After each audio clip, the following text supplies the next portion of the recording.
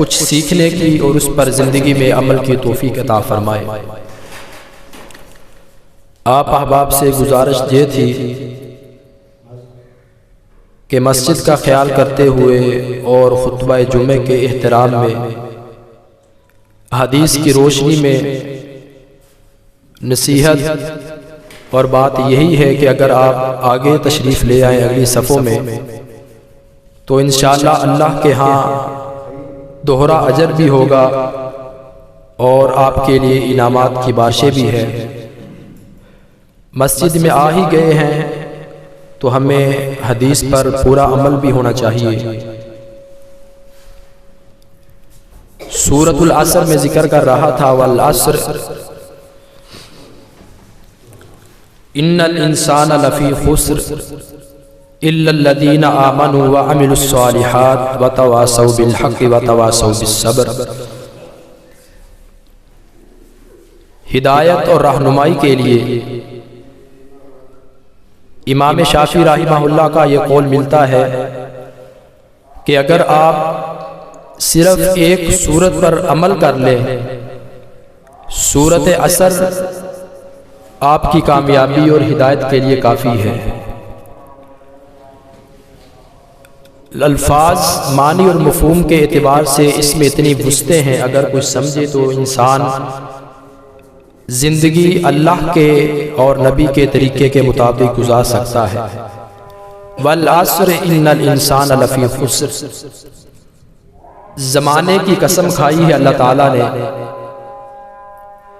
تاریخ کی قسم کھائی ہے، روز اول سے چڑھنے والا سورج، غروب ہونے والا آفتاب، اس کے ہیر اور پھیر کی قسم اٹھا کر وقت کو بطور شاہد اور گواہ اللہ نے دنیا کے سامنے پیش کیا ہے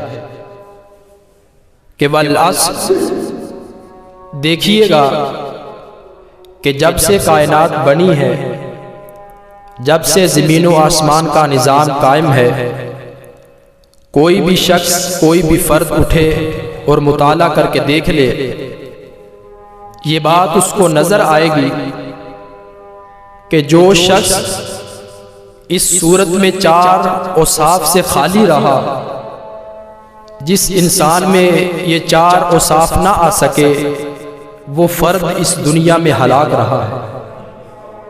فرمایا یہ کھلا چیلنج ہے، آپ اسے قبول کریں اور دیکھ لیجیے۔ والعصر ان الانسان لفی خسر، حقیقت اور سچائی یہی ہے کہ ہر انسان ہلاکت میں ہے، تباہی اور بربادی میں ہے۔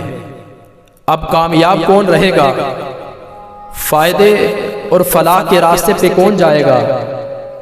اور زندگی میں کامیابی کسے ملے گی؟ فرمایا اللہ نے اس بات کا ذکر کر دیا، الا الذین آمنوا وعملوا الصالحات وتواصوا بالحق وتواصوا بالصبر۔ یہ چار خوبیاں، یہ چار اوصاف جس انسان میں ہو گئے وہ انسان کامیاب ہے،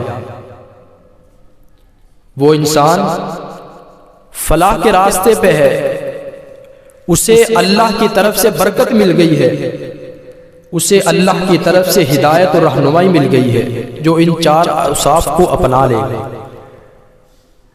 الا الذین آمنوا، جو ایمان لائے وہ کامیاب ہوئے، وعملوا الصالحات، اور نیک عمل کیے، وتواصوا بالحق، سچائی کی، حق اور صداقت کی صدائے بلند کی، امر بالمعروف کا نتیجہ اس کا فریضہ لوگوں کے سامنے رکھا، وتواصوا بالحق وتواصوا بالصبر۔ اس دعوت کے نتیجے میں آنے والی مصائب، مشکلات اور پریشانیوں کو، دل کی سختیوں پر صبر کیا، آنے والے آلام پر ثابت قدم رہے۔ فرمایا یہ چار اوصاف جس انسان میں بھی ہوگے، اول تا آخر تاریخ اور زمانہ اور عصر اس بات کی گواہی دیتا ہے کہ چار اوصاف والے فرد اس دنیا میں کامیاب رہے، باقی تمام کے تمام خسارے میں چلے گئے۔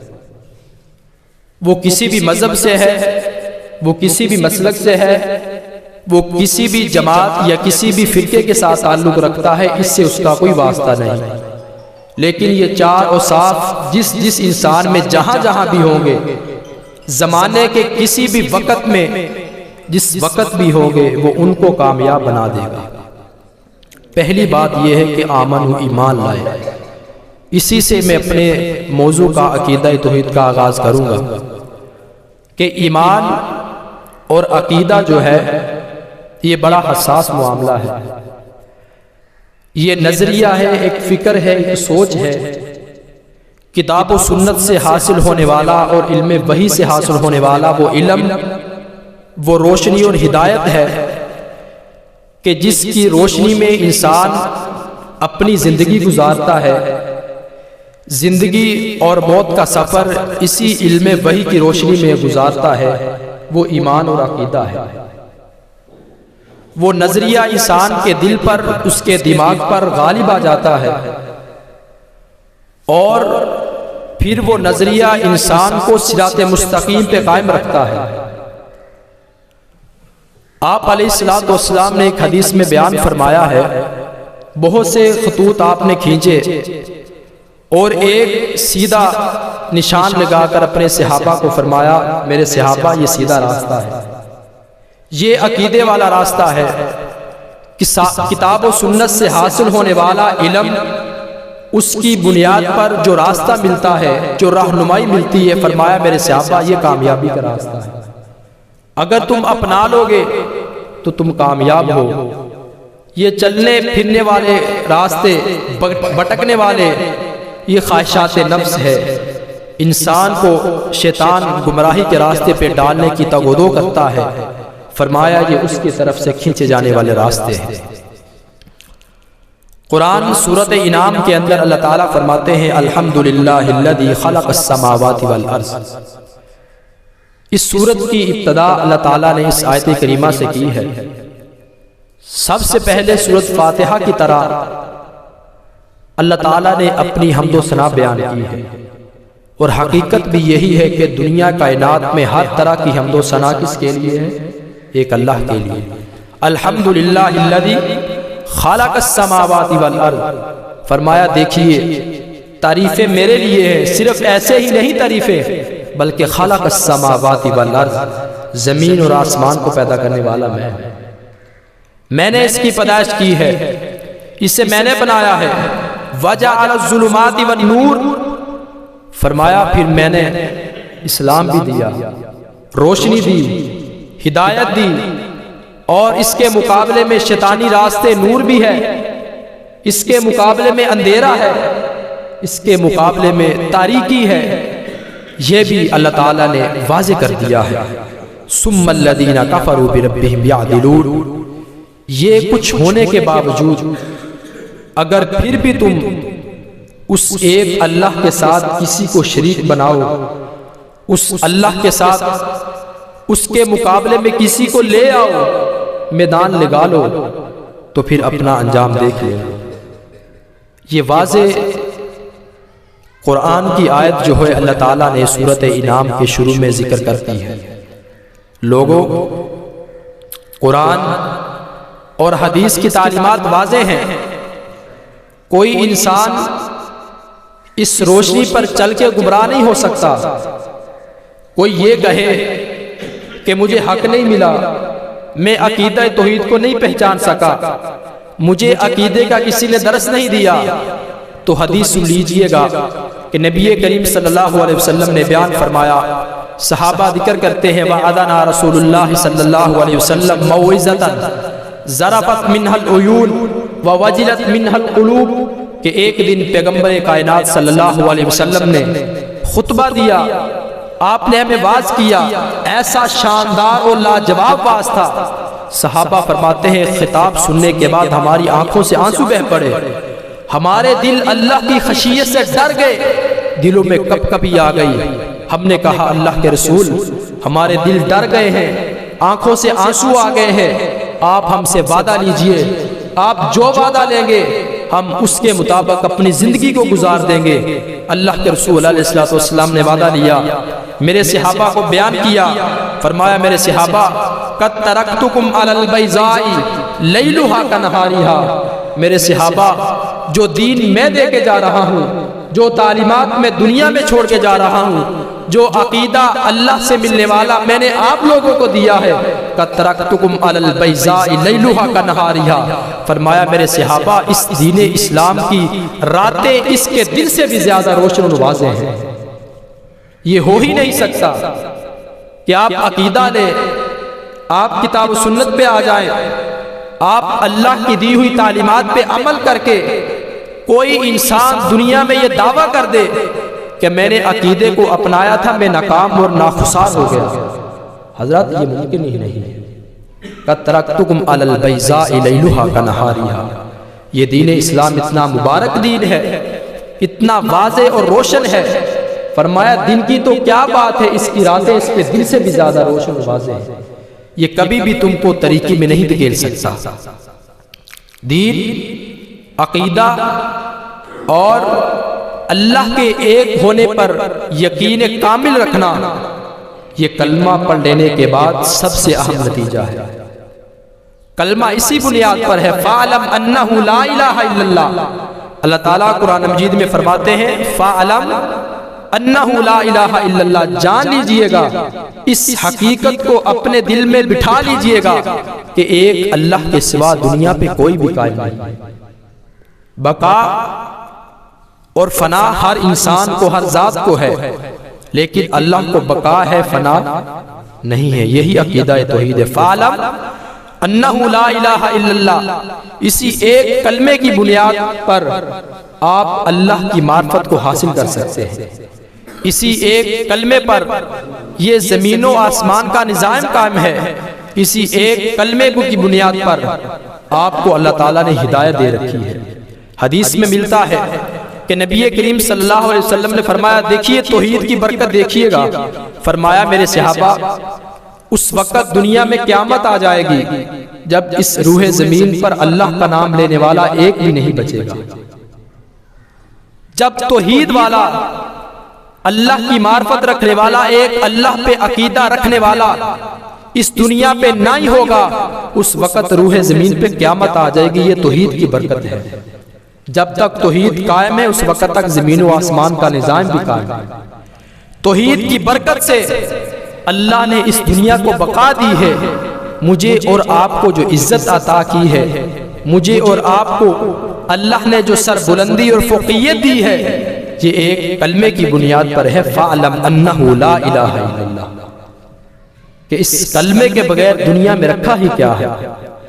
اللہ کی توحید، اللہ کی معرفت، اسی چیز کو اللہ تعالیٰ نے قرآن کریم میں ایک سوالیہ انداز میں پیش کیا ہے، وَلَئِن سَأَلْتَهُم مَّنْ خَلَقَ السَّمَاوَاتِ وَالْأَرْضَ لَيَقُولَنَّ اللَّهُ، ایک سوال اللہ تعالیٰ پوچھتے ہیں کہ اے نبی صلی اللہ علیہ وسلم ان سے پوچھئے گا، ان سے سوال کیجئے، وَلَئِن سَأَلْتَهُم مَّنْ خَلَقَ السَّمَاوَاتِ وَالْأَرْضَ، دنیا کے لوگوں سے پوچھ لیجئے نا کہ کون ہے جس نے زمین و آسمان کو پیدا کیا ہے۔ کسی سے سوال اوپن ہے، ہر انسان سے اوپن ہے، پوچھئے کسی سے کہ کس نے پیدا کیا ہے، وہ کہیں گے لَيَقُولَنَّ اللَّهُ، زمین و آسمان کی پیدائش کرنے والا، اس نظام کو کھڑا کر دینے والا وہ ایک اللہ تعالیٰ ہے۔ آگے فرمایا قُلْ أَفَرَأَيْتُم مَّا تَدْعُونَ مِن دُونِ اللَّهِ، اس بات کا تم اقرار کرتے ہو، مان لیتے ہو توحید کو، پھر کیا ہے؟ قُلْ أَفَرَأَيْتُم مَّا تَدْعُونَ مِن دُونِ اللَّهِ، اگر اللہ تعالیٰ کسی کو کوئی نقصان دے، کسی کے ساتھ نقصان کرے اللہ تعالیٰ، یہ ان کو سوالیہ انداز سمجھانے کے لیے اللہ تعالیٰ نے بات کی ہے۔ اگر اللہ کسی کو نقصان دے، کیا کوئی ذات ہے دنیا میں، کوئی ایسی ہستی ہے جو اس نقصان کو دور کرنے پہ قادر ہو؟ آگے کیا فرمایا؟ آگے یہ فرمایا بِرَحْمَتٍ هَلْ هُنَّ مُمْسِكَاتِ رَحْمَتِ، اگر اللہ آپ کو رحمت دے، رب تعالیٰ نے کسی کے ساتھ دین کے لیے خیرخواہی کا راستہ اختیار کیا ہے، کسی کے بلائی کے لیے چن لیا ہے، کسی انسان کو اپنی معرفت کے لیے اللہ نے قبول کر لیا ہے، کیا کوئی اور شخص ہے، کوئی دنیا میں ہستی ہے جو اللہ تعالیٰ کی اس رحمت سے اس انسان کو دور کر دے؟ کوئی نہیں ملے گا۔ قل حسبی اللہ، تو کہہ دیجئے نا کہ اللہ ایک ہے، ہمارے اور آپ کے لیے اللہ کافی ہے۔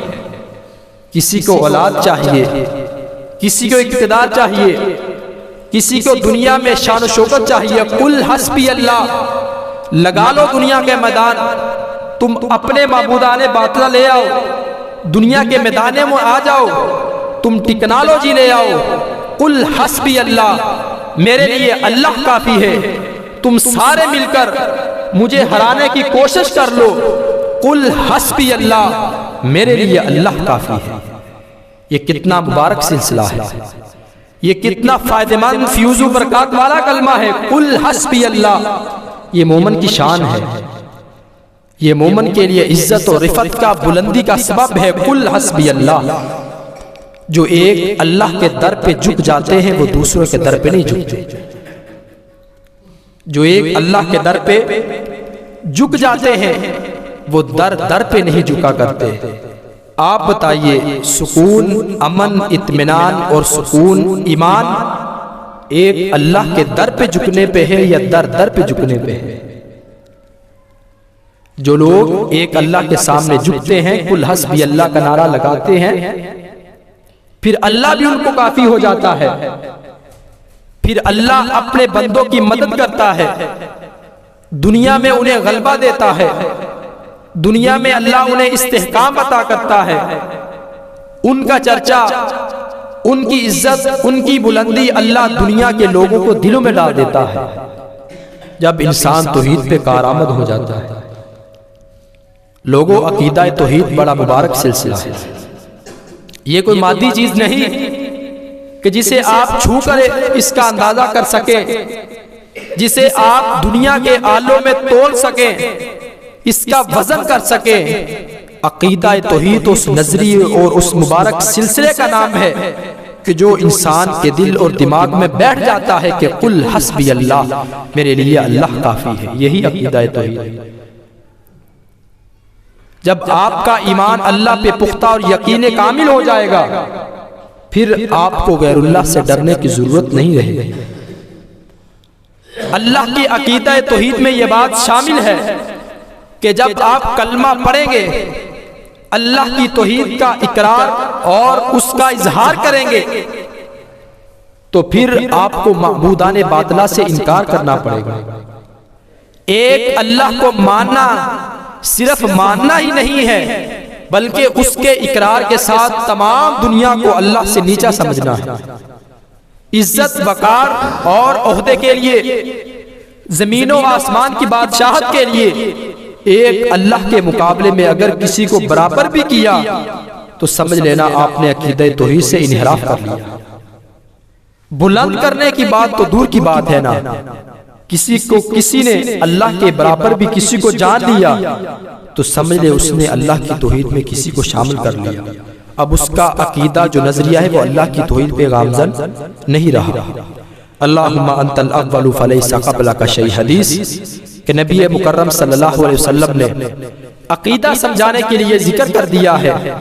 حدیث قدسی ہے، اللہ تعالیٰ اللہم انت الاول فلیس قبلک شیء، کہ اللہ تعالیٰ اس وقت سے ہے کہ جس وقت اس سے پہلے کوئی چیز موجود ہی نہیں تھی، اور اس وقت بھی ہوں گے جب اس کے بعد دنیا میں کوئی چیز باقی نہیں رہے گی۔ اول تا آخر سورۃ حشر کی آخری جو آیات ہے، والاول والآخر والظاہر والباطن، اس آیات میں اللہ تعالیٰ نے عقیدہ توحید کو کھلے انداز میں بیان کیا ہے، ببانگے دو ٹوک انداز میں دنیا کے سامنے عقیدہ توحید کا اظہار کیا ہے کہ لوگوں ایک اللہ کی توحید پہ آ جاؤ، آپ کو سکون ملے گا، اطمینان ملے گا۔ نبی صلی اللہ علیہ وسلم سیرت سے سیکھیے عقیدہ توحید، سیرت سے سیکھیے۔ کیوں کہ نبی صلی اللہ علیہ وسلم کا عمل ہمارے لیے مشعل راہ ہے، ہمیں نشاندہی کرتا ہے ہدایت مستقیم کی طرف۔ نبی صلی اللہ علیہ وسلم نے 13 سال کا عرصہ مکہ میں گزارا، 13 برس گزارے حضرات۔ اس سے قبل نبوت سے پہلے کا عرصہ 40 سال کا عرصہ آپ کی زندگی مکہ والوں کے سامنے تھے، اخلاق و کردار سامنے تھے، آپ کی عبادات، آپ کے روز، آپ کے شب و روز مکہ والوں کے سامنے تھے، آپ کی شخصیت سے کوئی بھی اختلاف نہیں رکھتا تھا۔ جب نبوت ملی کہا لوگوں ایک اللہ کو مان لو۔ اب آپ کے لیے قیامت تلک یہی نظریہ ملے گا، اسی عقیدہ کی توحید کی بنیاد پر آپ کو کامیابی ملے گی۔ فَعْلَمْ أَنَّهُ لَا إِلَٰهَ إِلَّا اللَّهُ۔ لوگوں کلمہ پڑھ لیجئے۔ اب یہاں فرق یہ کرنا ہے کہ اب جن لوگوں کو نبی صلی اللہ علیہ وسلم کی ذات کے ساتھ کوئی مسئلہ نہیں تھا، کوئی اختلاف نہیں تھا، اب انہیں اختلاف حضور سے نہیں ہوا بلکہ نبی صلی اللہ علیہ وسلم کے پیغام سے ہوا تھا کہ جس بات کا، جس عقیدے کی دعوت اللہ کے نبی نے دی، اب اس کلمے کے ساتھ اختلاف مکہ والوں کو ہوا، اب اس نظریے کے ساتھ ان لوگوں کا اختلاف ہوا، اس کی آڑے میں آ کر ان لوگوں نے نبی کریم صلی اللہ علیہ وسلم کی ذات پر کیچڑ اٹھا لیا۔ پھر اس کے بعد مکہ کی 13 سالہ زندگی علام و مصائب، مشکلات و پریشانی سے بری پڑی ہوئی ہے کہ فَعْلَمْ أَنَّهُ لَا إِلَٰهَ إِلَّا اللَّهُ۔ ایک کلمے کے لیے اللہ کے رسول نے کیا کچھ نہیں کروایا اپنی ذات پر۔ ذات پاک ہے، حضور کا اختلاف نہیں تھا۔ مسلمانوں اختلاف کس سے پڑا؟ کلمے پر، اللہ کی توحید پر۔ نبی علیہ السلام کی ذات کو بھی انہوں نے معاف نہیں کیا۔ تو میرے اور آپ کے لیے سبق ہے، یہ ہم نے سیکھنا ہے۔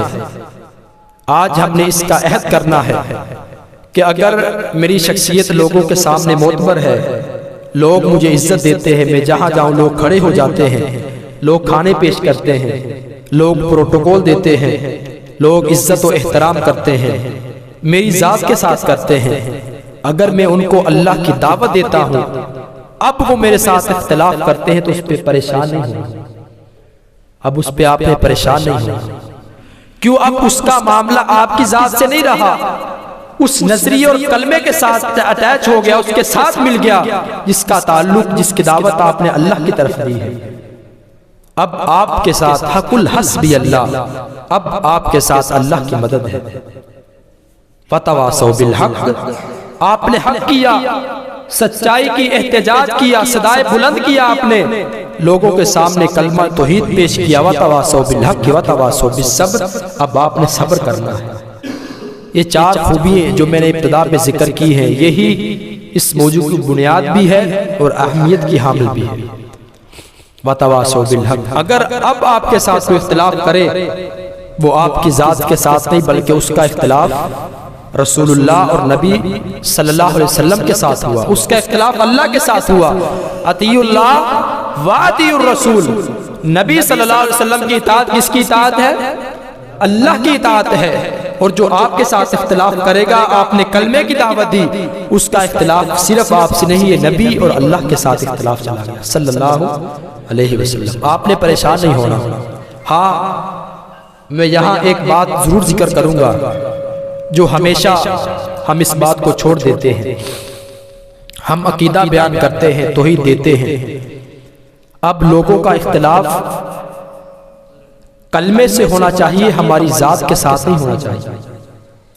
دیکھیے بڑی گہری بات ہے کہ لوگوں کا اختلاف کلمے کے ساتھ ہونا چاہیے، میری اور آپ کی ذات کے ساتھ نہیں ہونا چاہیے۔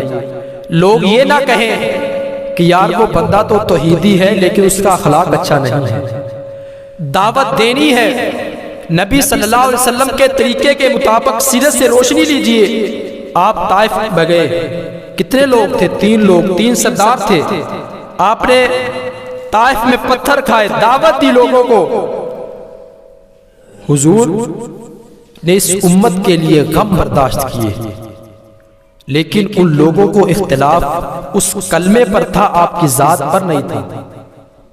ابھی کسی گاؤں میں کوئی آپ کو بندہ نظر آئے، یار یہ بڑا بندہ توحیدی ہے، اللہ کو ماننے والا ہے، لیکن اس کا اخلاق اچھا نہیں ہے، یہ دعوت تو دیتا ہے، غیر اللہ کی نفی تو کرتا ہے، لیکن اس کا لب و لہجہ اچھا نہیں ہے، اس انکار پر اس کا کردار اچھا نہیں ہے۔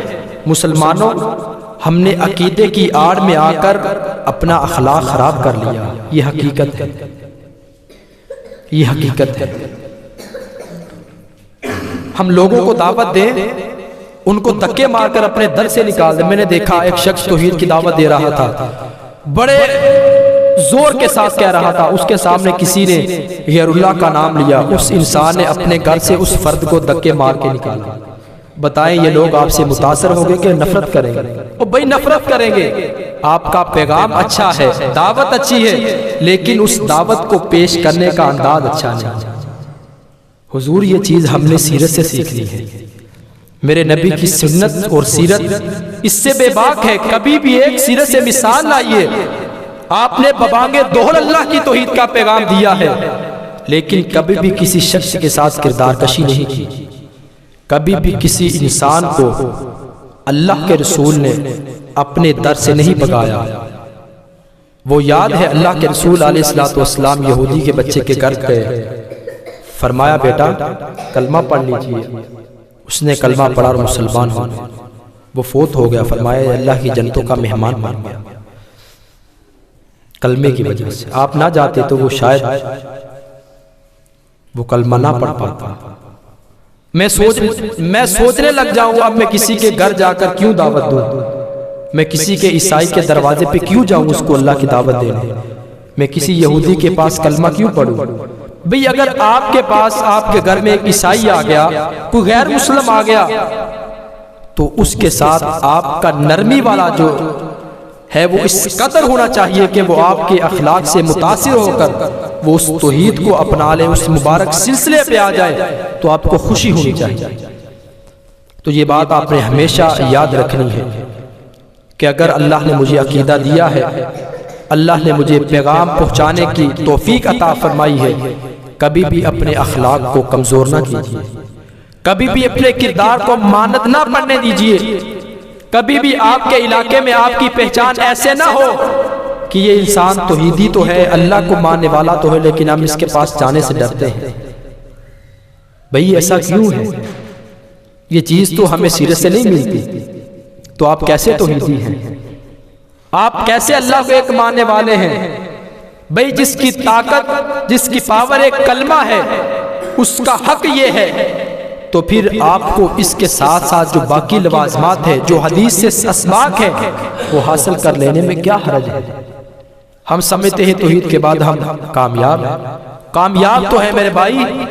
دنیا میں زندگی گزارن کا طریقہ بھی تو اللہ کے رسول نے دیا ہے. گھر والوں کے ساتھ معاملات کرنے کا طریقہ بھی اللہ کے رسول نے دیا ہے. اپنے بہن بھائی، اپنے عزیز و اقربا جو اللہ کی توحید کو نہیں مانتے، اللہ کے رسول نے ان کے ساتھ بھی تو اپنے تعلق کو قائم رکھا ہے نا. کہ یہ ہوا ہو کہ آپ نے کہا میں توحید کی دعوت دی، آپ نے نہیں مانا، لہذا میرا آپ کا بائیکاٹ. چاچا جان آخری وقت کان میں اشارہ کر کے کہا کہ چاچا کلمہ پڑھ لیجئے. ابھی تک وہ غیر مسلم تھے، وہ کلمہ نہیں پڑھ سکے، پھر بھی نہ پڑھ سکے، لیکن بتانے کا مقصد یہ ہے کہ وہ غیر مسلم تھے. آخر وقت تک حضور کی کوشش یہ رہی، آپ بار بار جاتے رہے، بار بار جاتے رہے، دعوت دیتے رہے. کیا آیا کہ اللہ شاید ان کے دل پر توحید کو پختہ کر دے. حضور یہی ہمارا پیغام ہے. ہم نے بار بار جانا ہے، بار بار جانا ہے، دل پہ دستک دینی ہے، لوگوں کو جگانا ہے، ان کے سوئے ہوئے جذبات کو اللہ کی توحید پہ ابھارنا ہے. حضور قل حسبی اللہ فعلم انہ لا الہ الا اللہ، یہ کلمہ توحید کے تقاضے اخلاقی تقاضے ہیں. یہ ہمیں سیرت سے ملتے ہیں. کتنے شریح ہیں تیرے لب کے رقیب کہ گالیاں سن کے بھی بے مزہ نہ ہوا. یہ حضور کا کردار ہمارے سامنے ہے. ہم نے عقیدے پہ کام کرنا ہے، توحید کی دعوت دینی ہے تو نبی کی سیرت کی روشنی پہ دینی ہے، آپ کی تعلیمات کی سیرت پہ دینی ہے. کبھی بھی نہ ہو کہ ہم اللہ اور اللہ کے رسول کے بتائے ہوئے طریقے پہ چھوڑ کر توحید کا کام کریں. حضور ہم کامیاب نہیں ہو سکتے. لوگ مجھ سے اور آپ سے ڈرتے ہیں.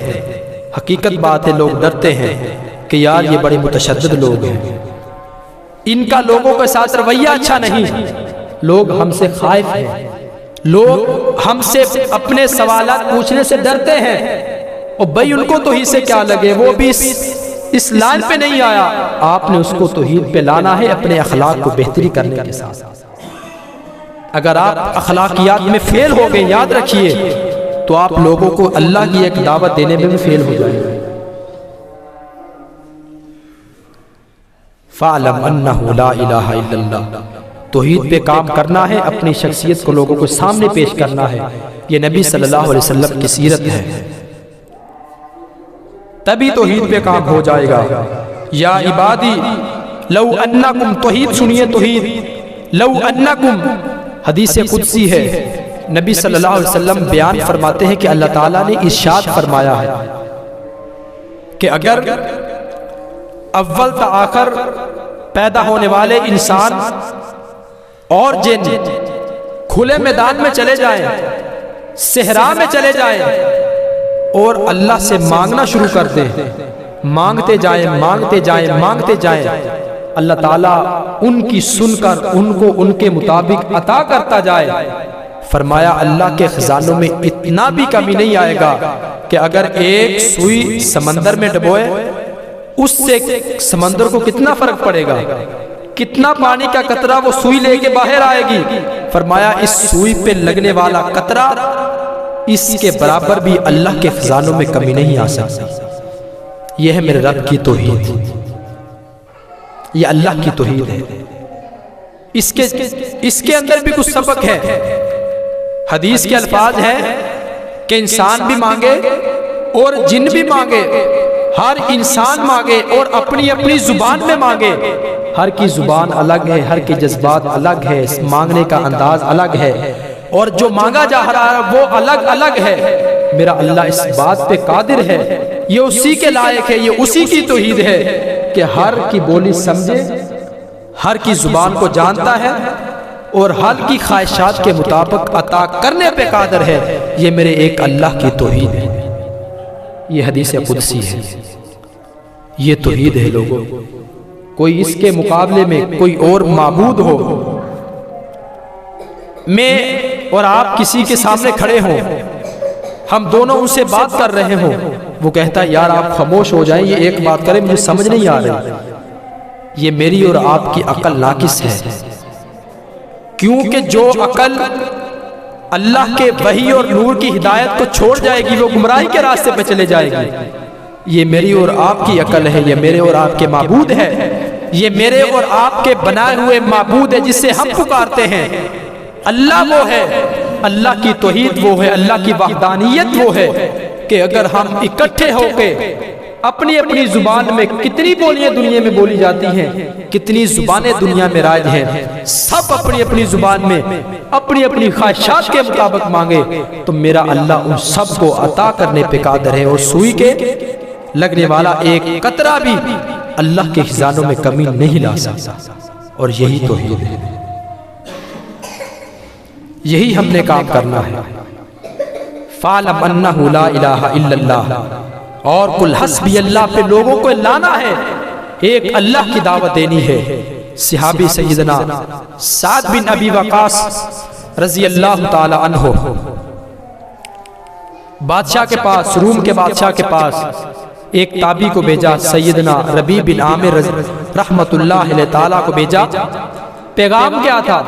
اس بادشاہ نے کہا کہ تم پیغام کیا دیتے ہو، تمہارا سبق کیا ہے، تم کس کی طرف دعوت دیتے ہو؟ اللہ تعالیٰ استاسنا لنخرجا۔ حضرت ربیع بن عامر نے کہا یہ ہماری تمنا ہے، یہ ہماری خواہش ہے، ہم اس بات کا اپنے دل میں تمنا رکھتے ہیں کہ ہم لوگوں کی بندوں کو اللہ کی بندگی میں لے آ کر ان کو لوگوں کی بندگی سے نکال کر ایک اللہ کی بندگی پر لائیں۔ یہ ہماری تمنا ہے، یہ ہمارے اسلاف تھے، یہ ہمارا ایک مبارک سلسلہ تھا، یہ ہمارے آباء و اجداد تھے۔ اولئک آبائی فجئنی بمثلہم، دیکھیں لائے ہمارے آباء و اجداد جیسا کوئی مل جائے۔ لوگوں ان کی خواہش یہ تھی، ان کی تمنا یہ تھی کہ ہم لوگوں کو بندوں کی بندگی سے نکال کر ایک اللہ کے در پہ لے آئے۔ آپ دیکھیں اور میرے اور آپ کے دل میں کتنی تمنا ہے۔ حضور نے فرمایا میرے صحابہ، میں لوگوں کو، میں اپنی امت کے لوگوں کو جہنم سے کھینچ کھینچ کر بچا رہا ہوں، ان کو اللہ کی جنت کی طرف لے کر کے آ رہا ہوں، لیکن کیا آیا کہ لوگ اپنا دامن بچا بچا کر مجھ سے جہنم میں چلے جا رہے ہیں۔ یہ کس قدر حیرت انگیز اور تعجب خیز بات ہے کہ حضور نے فرمایا لوگوں میں تمہارا دامن کھینچ کھینچ کر تمہیں توحید کی طرف لا رہا ہوں، تمہارا دامن پکڑ پکڑ کے اللہ کی جہنم سے تمہیں بچائے لے کے آ رہا ہوں۔ حضور ہم اللہ کو ماننے والے ہیں، لوگوں ہم اللہ کے نبی پر ان کی سیرت کو اپنانے والے ہیں۔ میرے اور آپ کے دل میں کتنی تڑپ ہے، سچ بتائیے، ہماری راتیں کتنی ایسی گزری ہیں، ہمارے رات کے لمحات کتنے ایسے ہیں، ہماری وہ دل کی دھڑکن، ہماری ایسی کوئی ایک کروٹ، کوئی ایک سانس جو آپ اللہ کو پیش کر سکو کہ اللہ اس وقت فلاں وقت میں فلاں سیکنڈ میں میرے دل میں اتنی شدت پیدا ہوئی کہ اللہ مسلمانوں کو تیری جہنم سے بچا لو۔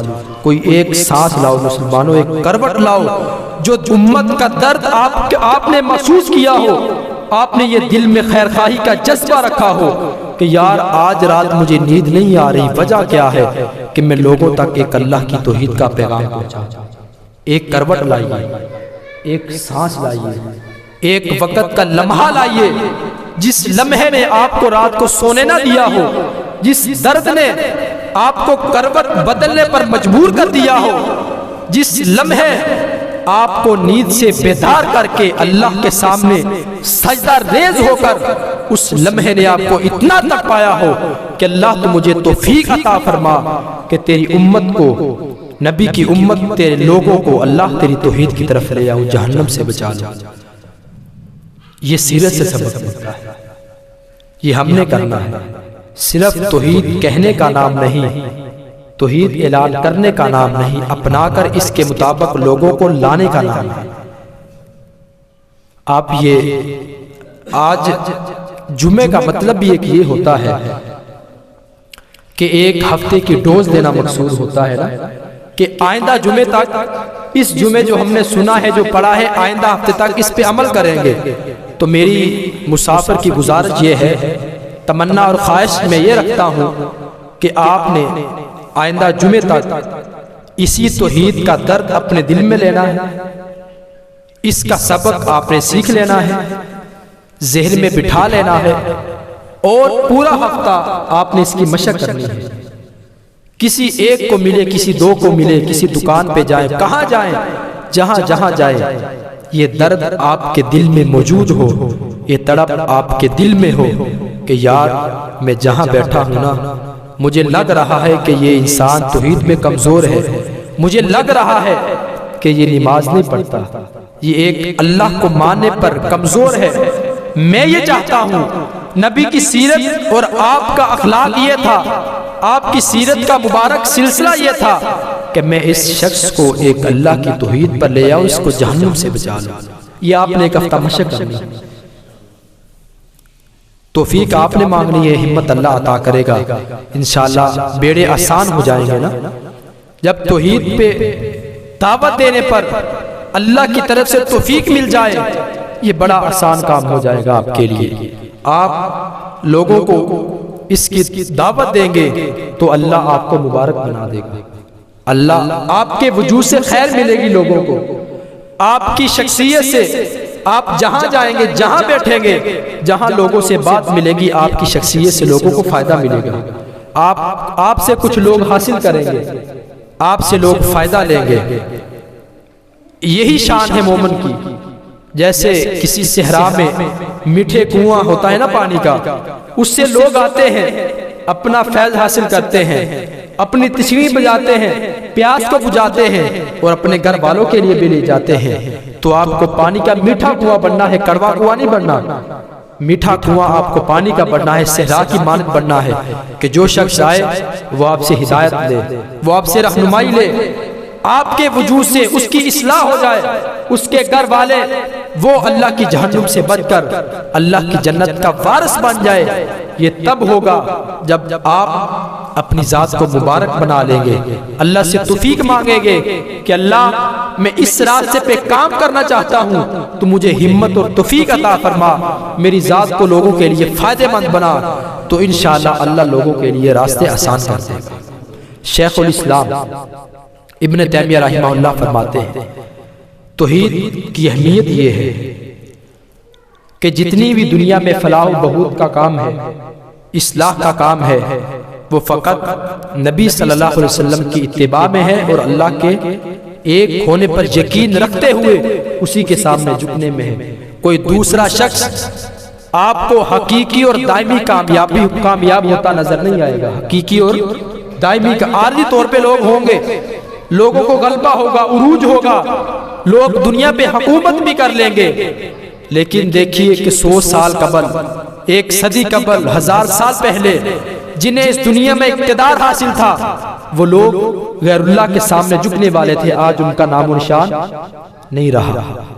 لیکن جب توحید آ جائے گی، جب ایک اللہ کے ماننے والے بن جائیں گے، پھر حضرت ابراہیم علیہ السلام اس وقت لگائی گئی آگ پر پانی لگانے والی جس پرندے کا ذکر ہوتا ہے، اس کا ذکر خیر بھی قیامت تک چلتا رہے گا۔ کیوں؟ اس نے اللہ کی توحید کے لیے اپنے وقت کو لگایا تھا۔ تاریخ آپ کو یاد رکھے گی، لوگ آپ سے فیض حاصل کریں گے۔ ابن تیمیہ رحمہ اللہ فرماتے ہیں قحط سالی اور آزمائش اور مصیبت جتنی بھی ہے، اس کا سبب کیا ہے؟ اللہ کے رسول کی نافرمانی اور غیر اللہ کے سامنے جھکنا ہے۔ دعوت الی غیر اللہ، جب آپ لوگوں کو اللہ کے غیر کی دعوت دیں گے، خود کو غیر اللہ کے سامنے جھکا دیں گے، تو سمجھ جائیں آپ پریشانی اور مشکلات میں چلے گئے ہیں۔ یہ ہماری ہاتھوں کی کمائی ہے، یہ ہماری بدعمالیوں کا نتیجہ ہے، یہ ہمارے ہی عقیدے اور نظریے میں کمزوری کا باعث یہ ہے کہ یہ مصائب اور آلام اور مصیبتیں جتنے بھی ہیں، یہ ہمارے ایک اللہ پر عدم یقین کا نتیجہ ہے۔ یہ اس کے سبب میں آنے والی مصیبتیں اور پریشانیوں کو ابن تیمیہ رحمہ اللہ نے بیان کر دیا۔ احباب گرامی قدر، توحید یہ ایک اہم راستہ ہے، ایک بڑا فیصلہ ہے، یہ آپ کہہ لیجئے ایک جذباتی فیصلہ۔ توحید پہ کام کرنے والا اتنا جذباتی، اتنا حرص والا اور اتنی تمنا رکھتا ہے، اتنی آرزویں رکھتا ہے، اللہ سے دعائیں کرتا ہے کہ اللہ میرے سامنے میرا عزیز، میرا دوست کوئی بھی ایسا اس حال میں نہ چلا جائے کہ جو تیری توحید کو بغیر مانے اس دنیا سے رخصت ہو جائے۔ توحید پہ دلائل بڑے ہیں، قرآن بڑا ہے، ایک ایک آیت، ایک ایک لفظ، اس پہ لگنے والا ضرب زیر پیش، ہر چیز، دنیا میں بڑھنے والی ہر چیز جو ہے، آپ کو نظر آنے والی ہر چیز اللہ کی توحید کی دعوت دیتی ہے، اللہ کی توحید کا پیغام دیتی ہے۔ الہاد، سیکولرزم اور اس جیسے آمریت جیسے خطرناک نتائج اور فرقوں کا رد کرتی ہے، لیکن کیا آیا کہ کوئی سمجھنے والا ہو، کوئی پیش کرنے والا ہو، کوئی لینے والا ہو، کوئی سمجھنے والا ہو، کوئی لوگوں کو پیغام دینے والا ہو۔ الذین آمنوا ولم یلبسوا ایمانہم، وہ لوگ جو ایمان لائے، جو ایک اللہ کی توحید کا اعلان کر بیٹھے، انہوں نے اپنے ذات کو، اپنی شخصیت کو ایک اللہ پر، اس کے ایک ہونے پر قربان کر دیا۔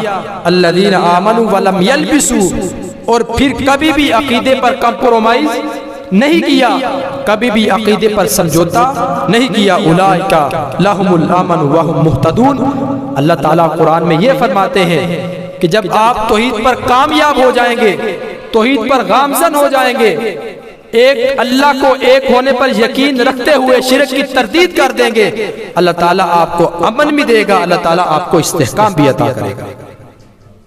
اولئک لہم الامن وہم مہتدون۔ ہدایت اور عافیت ایک عقیدے میں ملے گی، ایک اللہ کے راستے پہ ایک ہونے پر آپ کو ایمان بھی ملے گا، آپ کو سلامتی بھی ملے گی۔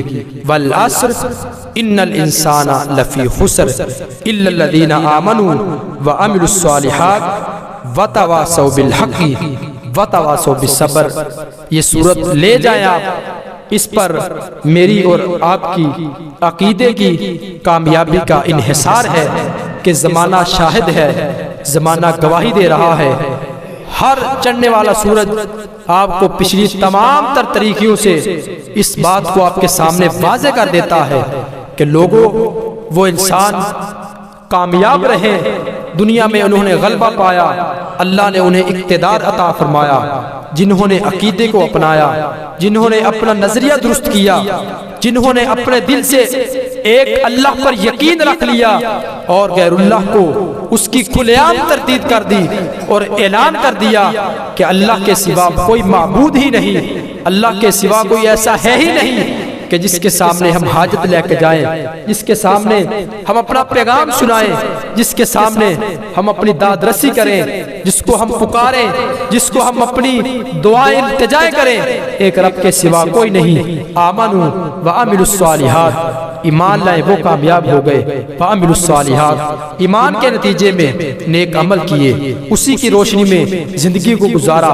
وتواصوا بالحق، اور حق کا اعلان صدائے بلند کیا، امر بالمعروف لوگوں کے سامنے پیش کر دیا، لوگوں کو اللہ کی توحید کی دعوت دی، اور اس کے نتیجے میں آنے والے آلام و مصائب، وتواصوا بالحق وتواصوا بالصبر، پھر انہوں نے صبر کیا، مضبوط رہے، ان پر قائم رہے، ایک اللہ کی دعوت دیتے رہے اور وہ کامیاب ہو گئے۔ حضرت یوسف علیہ السلام نے اپنے ساتھیوں کو کہا تھا، یا صاحب السجن ارباب، فرمایا میرے ساتھیوں کیا ایک اللہ بہتر ہے یا ایک اللہ کے علاوہ دیگر معبودان بہتر ہے؟ ایک واحد بہتر ہے، یہ سبھی بہتر ہے۔ تو یہ ہمارے لیے پیغام ہے سورت کی روشنی میں کہ لوگوں کو اللہ کی دعوت دیتے رہیں، پیغام سناتے جائیں، ایک اللہ کی دعوت دے، اللہ آپ کو مبارک بنا دے گا، اللہ آپ کے وجود کو لوگوں سے روشنی پائے گا،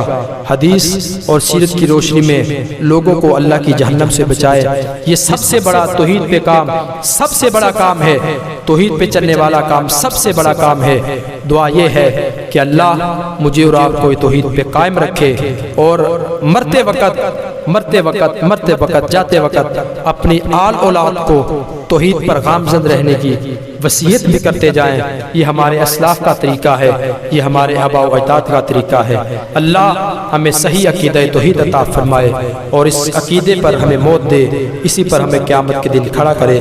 وآخر دعوانا الحمدللہ رب العالمین، آمین یا رب العالمین۔